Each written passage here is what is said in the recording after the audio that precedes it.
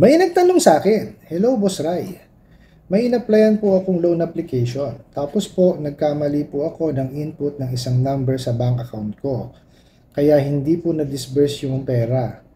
Finreeze po yung loan account po since bank number was incorrect.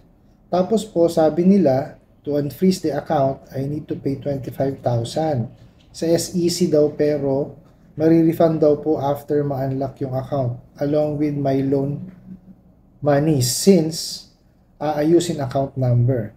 Wala po akong 25k. Saan po ako kukuha no within 24 hours?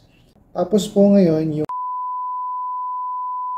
natakot ako na need kong ipa-unlock account kasi kasali pera nila sa na-freeze doon kasi nag-freeze daw po ako, di ko naman po nakuha yung pera. Totoo po ba makakasuhan ako? Kagabi pa po ako takot na takot, sana makita po.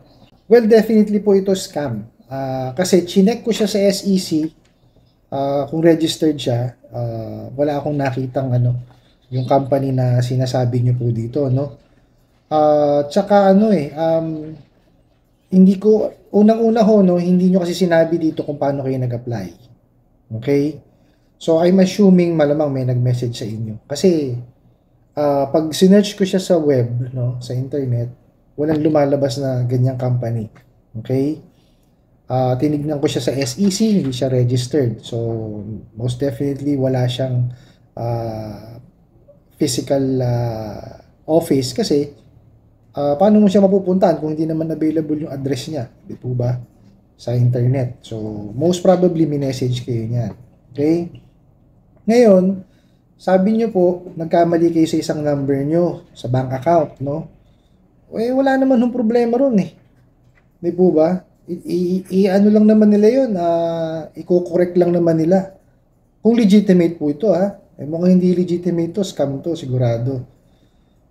Ganun lang naman po yun, i-correct lang nila. No? There's no such thing po na kailangan nyo magbayad ng pera. Tapos sa SEC pa daw. Ba't kayo magbabayad sa SEC? Ano kinalaman mo ng SEC? Di po ba? Ano ho ito, scam to? Mga style ho kasi nila yan, no? Na kunwari, may napagkakamali, so kailangan nyo magbayad ng ganitong halaga para ma-unfreeze o kung ano pa man, no? Mga mga panloloko ho nila yan. Marami na hong ganyan. Actually, pangatlo ko na ho yatang content ito regarding sa mga ganitong klase ng ng scam. Ito talaga scam. No, kasi kukuha ng kayo ng pera, no? Para daw makuha yung pera nyo. Kalukuhan nyo, kayo nga ho nangangailangan, kaya nga kayo naglo-loan eh. At kayo magbibigay ng pera para makuha yung loan nyo. Di ba kalukuhan ho?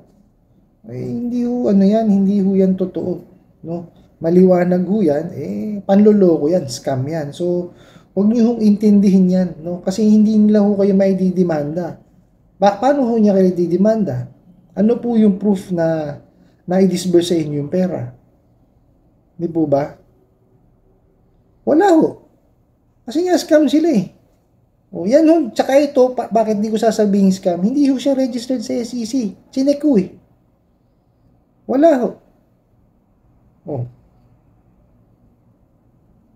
Ito maliwanag talagang scam to Grabe, biruin nyo, hihingan kayo ng 25,000 within 24 hours. Saan kayo kukuha ng ganung halaga? Kayo nga nangihiram eh. Di ba? Tapos sasabihin nila na freeze daw pati pera nila. Kalukuhang malaki yun. Ano kinalaman mo nung pera nila dun sa... Ewan ko tong mga to, makapanloko lang ho talaga. Ito ho, payo ko sa inyo. Pagka ho may nag-message sa inyo SMS, email, or sa mga messaging apps, no? Wag ho niyong papatusin, no? Kasi kadalasan ho yung mga yan, scam yan. Kung kailangan niyo ho talaga ng mangutang, no? Mag-search ho kayo dun sa SEC, no? Hanapin niyo ho yung pangalan, maghanap kayo ng pangalan, tapos i-search niyo sa internet, no? Kasi yung kung ano yung nandun sa SEC, registered ho yun. Tapos gumawa ho kayo ng due diligence nyo na i-research yung company. no? Para po at least safe kayo, hindi ho kayo ma-scam, no? Tsaka pagka ho sinabing maglalabas ho kayo ng pera, no, i-deposit ho sa kanila, sa account nila or sa e-wallet nila, scam ho yan sigurado. 100% ho yun. Kasi ho, pagka kayo nag-loan, yun hong processing fee, kinakaltas ho yan dun sa inutang nyo. No? Ganun ho yan. Kahit naman ho bangko ginagawa yun eh. May processing fee po talaga. So, pagka ganyan ho na magpapadala kayo ng pera sa kanila, napakalaki yung kalokohan yan. Huwag nyo na hong patulan.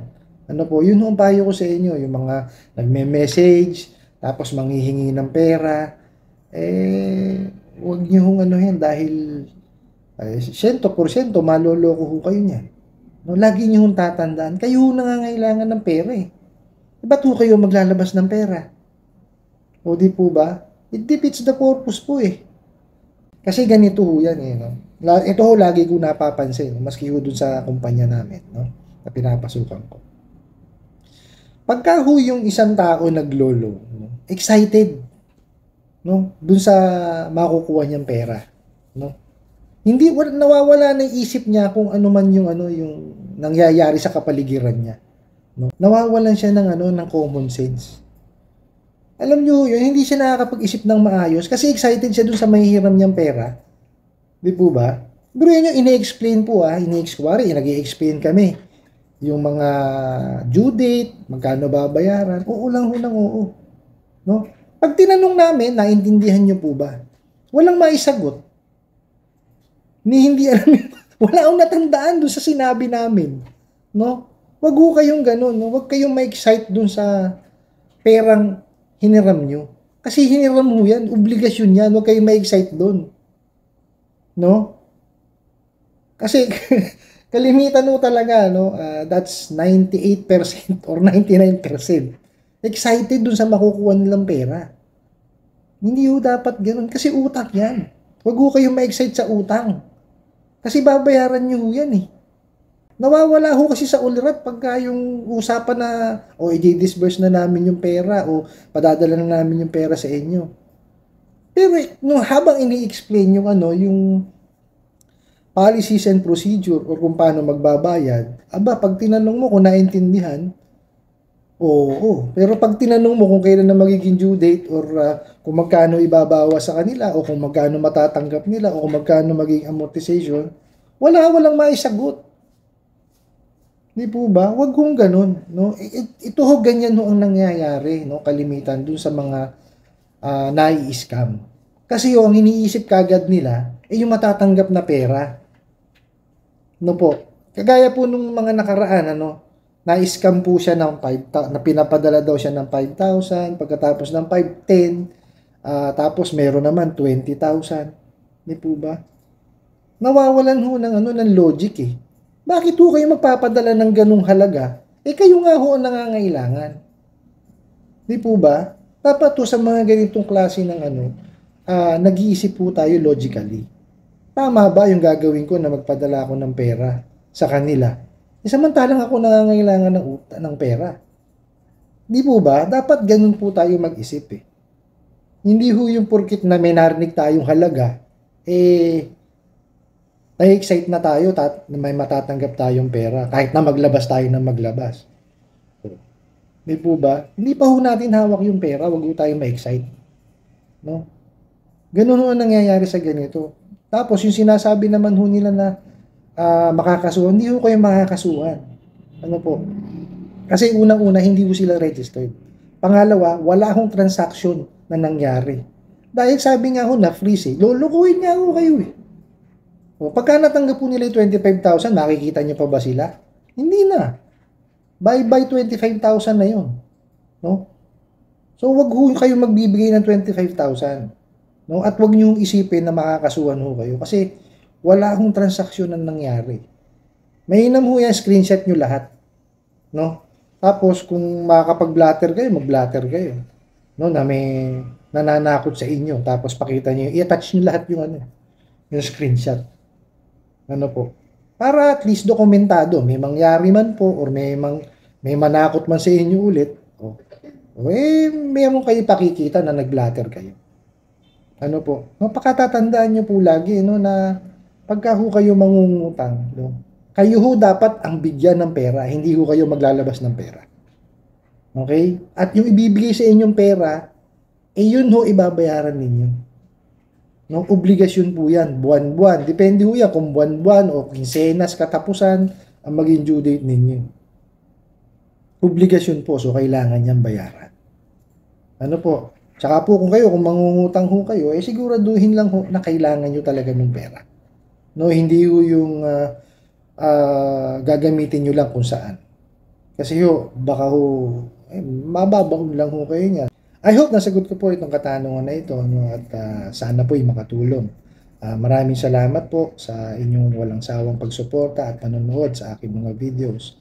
Maraming salamat po sa inyong mga likes, comments at pag-share, no? At lalo na po sa inyong pagtatanong. Kunin ko na rin po itong opportunity na to na imbitahan kayo na suportahan pa po yung iba ko pa pong mga social media account, no? Sa YouTube, Facebook, and TikTok. Hanggang sa muli po, yun lang.